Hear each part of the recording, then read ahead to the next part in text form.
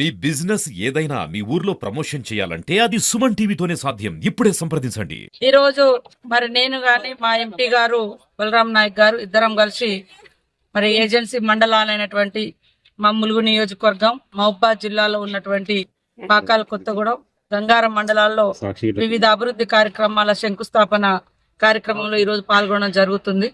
ముఖ్యంగా ఈ వెనుకబడ్డటువంటి ఏజెన్సీ మండలాలకు రోడ్డు రవాణా లేనటువంటి అనేక గ్రామాలకు పెద్ద ఎత్తున రోడ్ల రిపేర్ గాని, కొత్త బ్రిడ్జిల నిర్మాణానికి, కొత్త రోడ్ల నిర్మాణానికి, అదే విధంగా రోడ్డు వైండింగ్ కూడా డబల్ రోడ్ చేస్తూ ఈరోజు మరి ఈ రెండు మండలాల్లో రోడ్లు అంటే డెవలప్మెంట్ ప్రారంభోత్సవ కార్యక్రమాలు చేయడం జరుగుతుంది.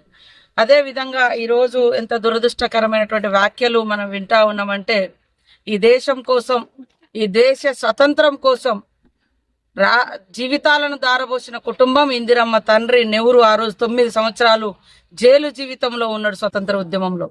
మరి నెహ్రూ, ఇందిరమ్మ తాత మోతీలాల్ నెహ్రూ మరి దానికి ఉన్నటువంటి ఆస్తినంతా కూడా ఈ దేశానికి స్వతంత్రం రావాలి, మన భారత బిడ్డలందరూ కూడా స్వేచ్ఛా వాయువుతో ఉండాలని వారు సంపాదించుకున్న సొంత డబ్బును కూడా మరి స్వతంత్ర ఉద్యమ పోరాటంలో నెహ్రూ గారి తండ్రి మోతీలాల్ నెహ్రూ కూడా డబ్బును అందజేయడం జరిగింది. నెహ్రూ గారు 9 సంవత్సరాలు జైల్లో ఉన్నాడు. ఇందిరమ్మ తన ప్రాణాన్ని పణంగా పెట్టి ఈ దేశం కోసం, దేశ అభివృద్ధి కోసం పోరాటం చేసింది.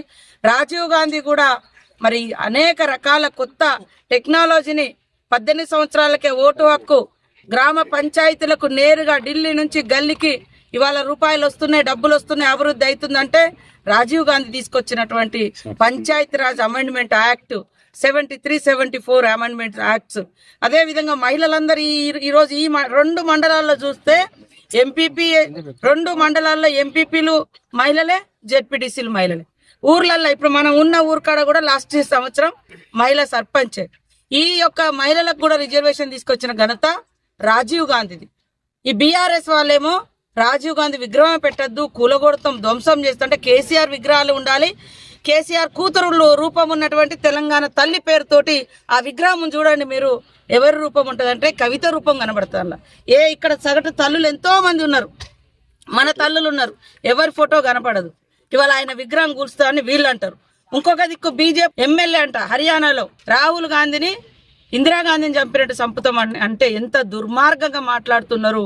కాబట్టి మత విద్వేషాలు రెచ్చగొట్టడం, ప్రజల కోసం, పేదల కోసం ఇలా ఎస్సీలకు, ఎస్టీలకు రిజర్వేషన్లు ఇచ్చి, ఉద్యోగ భద్రత ఇచ్చి, ఈ రోజు రాహుల్ గాంధీ కుల గణన చేపట్టండి, ఎవరు ఎంత ఉన్నారో వాళ్లకు అంత రిజర్వేషన్ అవకాశాలు ఇద్దాం, అది అధికారం గాని, ఉద్యోగాలు గాని, ఉపాధి గాని ఎవరి వాటా వాళ్ళకి ఇద్దామని ఆయన మాట్లాడితే ఆయనని వాళ్ళ చంపుతాము అని ఎంత దుర్మార్గంగా మాట్లాడుతున్నారంటే దీనికి బీజేపీ సమాధానం చెప్పాలి, మోడీ గారు క్షమాపణ చెప్పాలి. ఎందుకంటే ఆ రోజు దేశానికి స్వతంత్రం తెచ్చినటువంటి గాంధీ గారిని చంపినటువంటి గాడ్సేల పార్టీ బీజేపీ పార్టీ. ఈ రోజు డైరెక్ట్ గా మా నాయకుడు, పేదల నాయకుడు, పేదల కోసం 1000 కిలోమీటర్లు నడిచి వాళ్ళ కష్టాలు తీరాలని కొట్లాడుతున్న నాయకుడు రాహుల్ గాంధీని చంపుతామని ఎంత దారుణంగా బెదిరిస్తున్నారు, మాట్లాడుతున్నారు అంటే ఒక్కసారి ఆలోచించండి. దీనికి నిరసనగా కూడా రాష్ట్ర వ్యాప్తంగా, దేశవ్యాప్తంగా ఇవాళ కార్యక్రమాలు చేపడుతున్నాం. ఒక దిక్కేమో బీఆర్ఎస్ ఇక్కడ రేవంత్ రెడ్డి గారి మీద రాజీవ్ గాంధీ విగ్రహం పెట్టద్దంటారు. అరే రాజీవ్ గాంధీ ఈ దేశం కోసం త్యాగం చేశారు. తెలంగాణ ఉద్యమంలో ఇవాళ పిల్లలందరూ చనిపోతే మీరు ఎట్టే టైంలో ఒక్కటే టర్మ్ లో 5 పదవులలో ఉన్నారు కేసీఆర్ కుటుంబం. కానీ రాహుల్ గాంధీ గారి కుటుంబం, ఇందిరమ్మ కుటుంబం ఆ రోజు నెహ్రూ గారు చనిపోయిన తర్వాత ఇందిరమ్మ రాజకీయాలకు వచ్చింది. కానీ ఇందిరమ్మ కూడా స్వతంత్ర పోరాటం కోసం పనిచేసింది. ఇందిరమ్మ చనిపోయిన తర్వాత రాజీవ్ గాంధీ ప్రధానమంత్రి అయింది.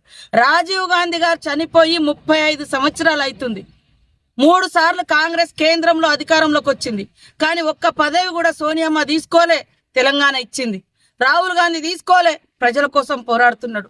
మరి కేసీఆర్ కుటుంబము 4, 5 ఒకటేసారి పదవులలో ఉండి పేదోళ్ళకి ఈ ఊర్లలో, ఒక్క ఊర్లలో కూడా ఇండ్లు ఇవ్వలే, కానీ వాళ్ళు మాత్రం పెద్ద పెద్ద ఇండ్లు కట్టుకున్నారు.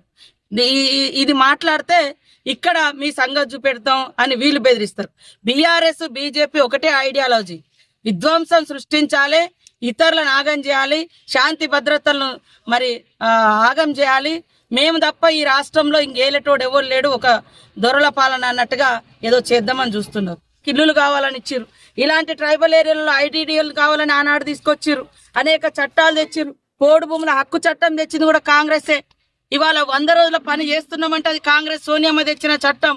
ఇవాళ ఇక్కడ ట్రైబల్ ఏరియాలలో ప్రత్యేకమైనటువంటి రిజర్వేషన్లు ఇచ్చి ఉద్యోగ ఉపాధి అవకాశాలు ఇచ్చి ఐటీడీఎల్ తీసుకొస్తే ఇవాళ 10 ఏళ్లలో ఐటీడీఎల్కు రూపాయి రాలే, నిధులు రాలే, ఉద్యోగాలు రాలే, ఉపాధి రాలే. ఉన్న భూములన్నీ కూడా మరి ఒక దిక్కు ఫారెస్ట్ కబ్జా చేసింది, ఒక దిక్కు మరి కేసీఆర్ అన్యాయులు కబ్జాలు చేశారు తప్ప ఏ పేద ప్రజలకు కూడా ఉద్యోగాలు రాలే, ఉపాధి రాలే, భూములు పంచలే. ఇవాళ కాంగ్రెస్ పార్టీ అధికారంలోకి రాగానే డిఎస్సి పెట్టి టీచర్ ఉద్యోగాలు ఇస్తుంది, మూతపడ్డ స్కూళ్లను ఓపెన్ చేస్తా ఉన్నాం.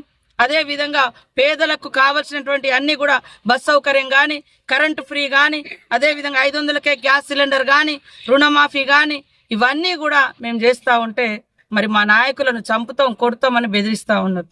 ఇదేమన్నా ప్రజాస్వామ్యమేనా? ఇదేమో పద్ధతేనా?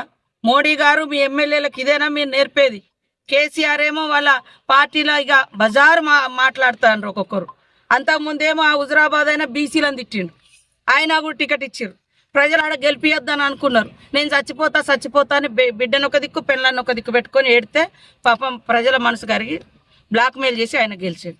ఇలా అత్యంత ఘోరంగా మాట్లాడుతున్నారు. ఏం సంస్కృతి నేర్పుతున్నారు? ఆడోళ్ళను తిడతారు. మీరు ఆడోళ్ళకి గాజులు వేసుకో అంటే గాజులు వేసుకోవడము, బొట్టు పెట్టుకోవడం అనేది ఇది మన భారతీయుల సంస్కృతి, తెలుగు ప్రజల సంస్కృతి, ఆచారాలు, సాంప్రదాయాలు వస్తున్నాయి. అవి ఇవాళ మేము వేసుకోకుండా కూడా ఉండగలిగేటోళ్ళు ఉన్నారు, వేసుకునేటోళ్ళు ఉన్నారు, ఎవరి ఇష్టం వాళ్ళు. అంటే ఏ రకమైనటువంటి అంటే చేతగానోనివి అనే దానికి సింబల్ గా చీరలు కట్టుకునేటోళ్ళు చేతగానోళ్ళట, గాజులు వేసుకుంటోళ్ళు చేతగానోళ్ళట, బొట్లు పెట్టుకుంటోళ్ళు చేతగానోళ్ళట. ఇట్లాంటి భాష మాట్లాడుతుంటే ఏం జరుగుతుంది ఒక్కసారి ఆలోచించండి. ఇవాళ చాలా దురదృష్టకరమైన సంఘటన. ఒక దిక్కు బీఆర్ఎస్ ఏమో రాజీవ్ గాంధీని టార్గెట్ చేస్తుంది, బీజేపీ ఏమో డైరెక్ట్ రాహుల్ గాంధీని చంపుతానంటుంది. ఇంత దుర్మార్గమైనటువంటి పరిపాలన నడుస్తుంది. అందరం కూడా దీన్ని ఖండించాలి. ఇవాళ ఆనాడు ఆ కుటుంబం త్యాగం చేసింది. ఆనాడు నిజాం కాలంలో ఉన్నటువంటి తెలంగాణకు మరి విముక్తి చేసి నిజాం ప్రభు నియంతృత్వ పాలన నుంచి ప్రజాస్వామ్యంలో కలిపింది ఆనాడు నెహ్రూ. ఈరోజు ఆంధ్ర నుంచి తెలంగాణకు స్వేచ్ఛ ఇచ్చి తెలంగాణ రాష్ట్రాన్ని ఏర్పాటు చేసింది సోనియా గాంధీ గారు. ఈ రెండు కూడా కాంగ్రెస్ తోటే సాధ్యమైంది.